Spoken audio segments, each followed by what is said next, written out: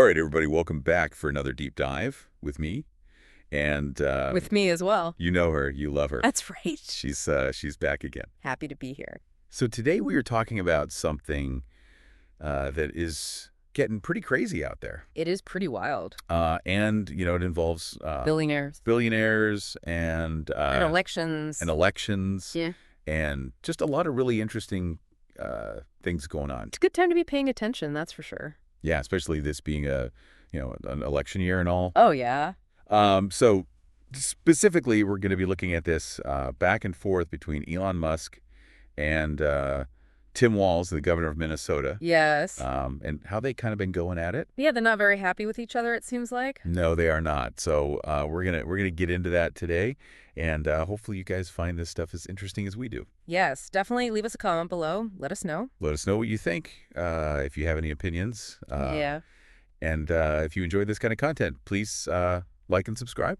Hit that notification bell. Hit that notification bell. Yeah. So anyway, let's jump right in. I guess for some background here, Elon Musk, he's been very vocal Yes. about his support for Donald Trump. For quite a while now. Yeah. I mean, attending rallies, donating money, that kind of thing. Yep. I think he even at one point donated like $75 million to a pro-Trump PAC, right? Yeah, that's right. It was a huge donation. It was really unusual to see that much money from a single individual. And PAC stands for Political Action Committee, just so everybody knows. That's right. And it's basically a group that pools money to support a specific candidate or a cause or something like that. Exactly. Yeah. Yeah, and I think, obviously we can't know for sure what goes on in these backroom deals. Right. But it makes you wonder what someone donating that much money expects in return. What kind of influence are they seeking? Right. That is a very good question. And it kind of makes you wonder, what is going on here? And then, on top of that, you have this incident with Governor Walz. He made a comment during a speech about Musk, skipping like a...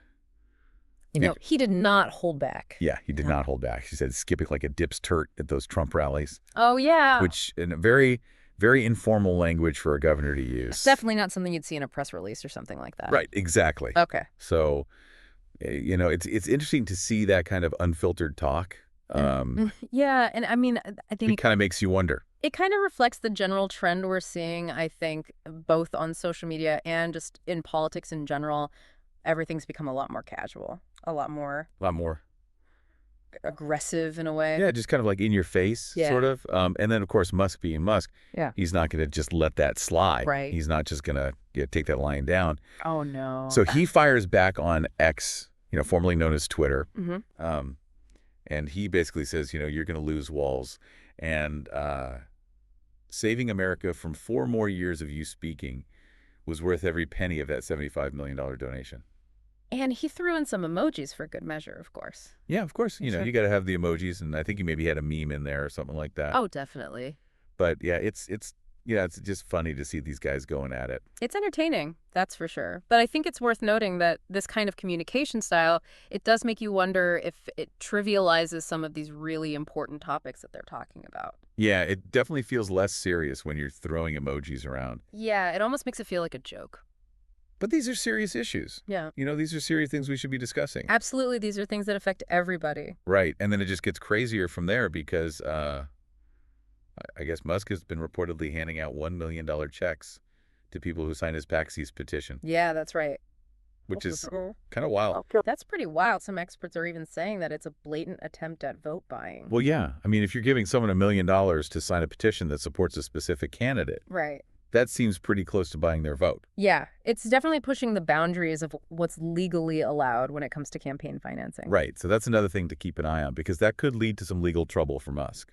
Oh, absolutely. I mean, Yeah. It's not every day that you see someone potentially breaking campaign finance laws so publicly. Right. And then, on top of all of that, Governor Walz, he's not backing down either. He makes this statement where he says that Musk is acting more like Trump's running mate than the actual VP candidate. Yeah, that was a pretty bold statement. It's like he's saying that Musk is basically running the show behind the scenes. Right.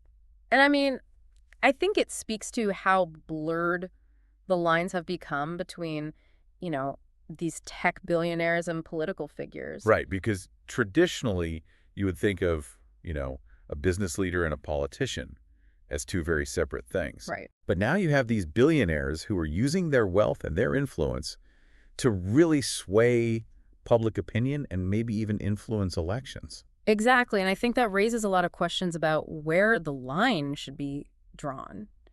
How much involvement should these individuals have in our political system? That's a great question, and it's something that we definitely need to be talking about as a society. For sure. Because this is not just about Musk and Walz. This is about the future of democracy. Exactly. This is about, what happens when individuals with vast resources have this kind of power. What does it mean for the rest of us who don't have that kind of money? Right, exactly. And then to make things even more interesting, Walz also accused Trump of promising Musk a cabinet position if he wins the election, Oh, yeah.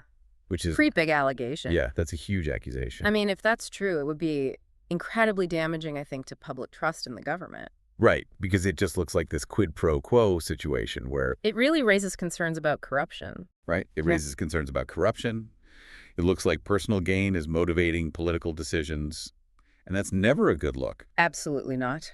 So yeah, I mean, this whole thing is just a mess. It's a lot to unpack. It's a lot to unpack, and I think it really highlights just how crazy things are getting in the world of politics and technology. Yeah, it's like a real-life political drama unfolding right in front of us. Exactly. So, I don't know what's going to happen next, but I'm sure it's going to be interesting. Keep your popcorn ready. That's for sure. So what'd you think about all this? Let us know in the comments below. Yeah, let us know your thoughts down in the comments. And if you enjoyed this deep dive, don't forget to subscribe. Hit that notification bell And we will see you next time. for another deep dive. Bye.